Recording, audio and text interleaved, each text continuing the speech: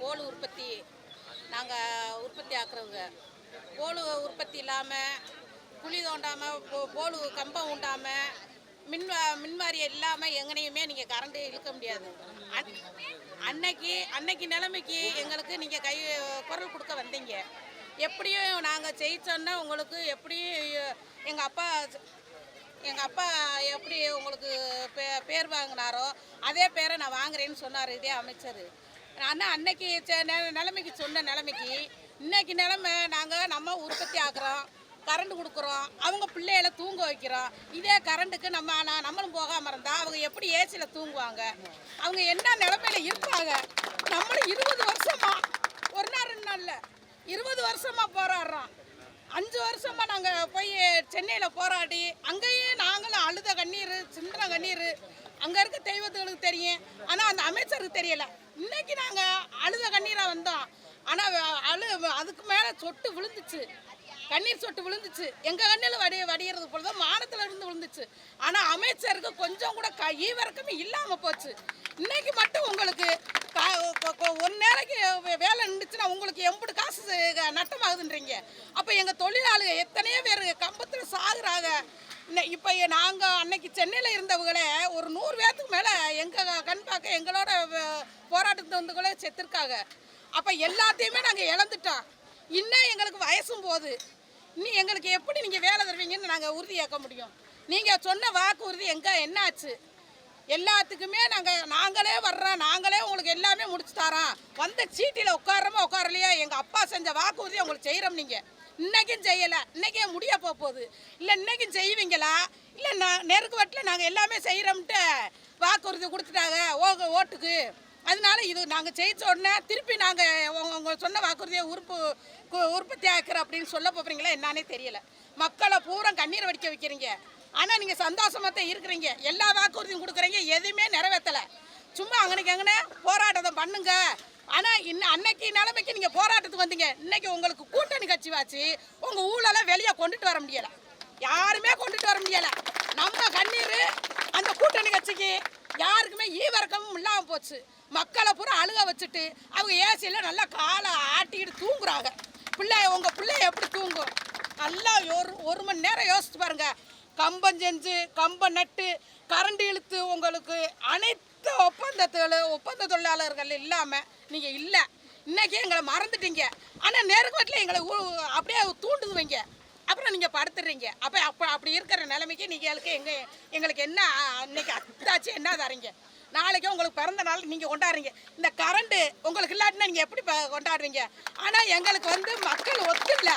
4 பேர் இங்கே இருக்கோம், 4 பேர் அங்கே இருக்கீங்க. ஆனால் எங்கள் கண்ணீரை உங்களுக்கு சிந்துறதுக்கு இதில் உங்களுக்கு 10 காசு கொடுத்தோன்னு உங்களுக்கு பெருசாக போயிடுது.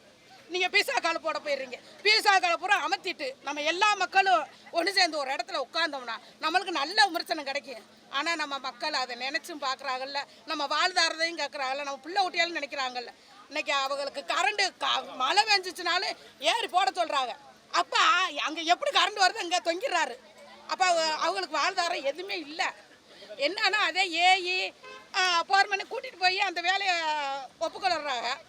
அந்த இதில் நடந்தால் அதுக்கு வேறு அர்த்தத்தை கொண்டுட்டு வந்துடுறாங்க.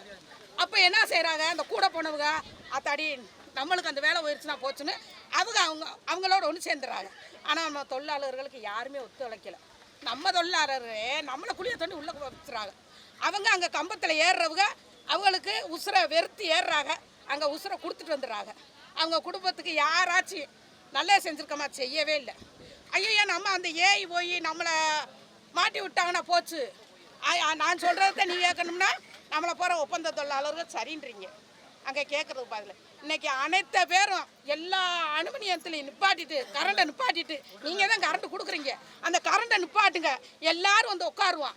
அவங்க எப்படி அந்த வேலையை ஒப்புக்கொள்ளுவாங்க? இவங்க எப்படி இன்றைக்கி நஷ்டமாகுதுன்னு வேணால் பார்ப்போம். இன்றைக்கி நம்மளுக்கு நஷ்டத்தை கேட்குறவங்க அவங்க நஷ்டம் எப்படி நஷ்டமாக இருந்தாலும் அது யாராச்சும் ஒப்புக்கொள்வாங்களா?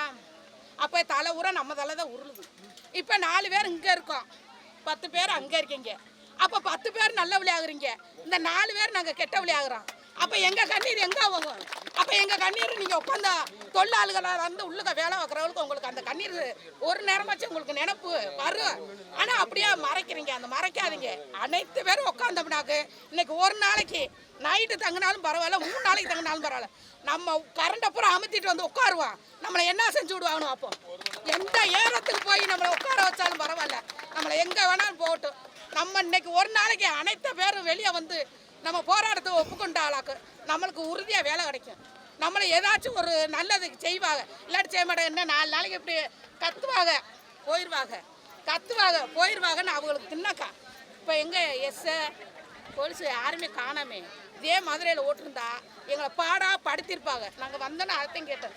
என்ன ஒரு போலீஸுக்காராலும் ஒரு ஆளுக்கு ஒரு போலீஸ் வச்சுருப்பாங்க. நம்ம அப்படி அமைதியாக இருக்க விட்டீங்கன்னா இப்படி அமைதியாக இருக்க விட்டீங்கன்னா போலீஸுக்காரவங்க நம்மளை என்னன்னே கண்டுக்கல. அவங்க பாட்டுக்கு இருக்காங்க. சாயங்காலம் முடிய கத்துவாங்க போயிடுவாங்க. 10 பேரை உள்ளக்க வேலை பார்க்க விட்றோம். 10 பேர் பீசா காலங்க போடுறாங்க மதுரையில். அப்போ இப்படி இருந்தால் எப்படி நம்ம வேலை வாங்க முடியும்? ஒற்றுமையே இல்லை. இப்படியும் ஒற்றுமை இல்லாமத்தான் நம்ம கத்தி வெட்டியாக போனோம். அவங்க நல்ல பீசா காலை போட்டு அவங்க சம்பாதிக்க 10 பேர் அங்கே போயிட்டாங்கடா, நம்ம 10 பேர் பீசா கால் போடுவோம், நம்ம 10 பேருக்கு கரண்டை கொடுப்போம். அவங்க காசு சம்பாதிக்கிறாங்க, நம்ம கத்தி அவங்களுக்கு சேர்த்து கத்துறோம். அது அவங்களுக்கு தெரியலை. நம்மளும் போய் அந்த இடத்துல உட்காந்தா தான் நம்மளுக்கு அது நல்லது கிடைக்கும்னு நினைக்கவே இல்லை. நல்லா யோசனை பண்ணி பாருங்கள்.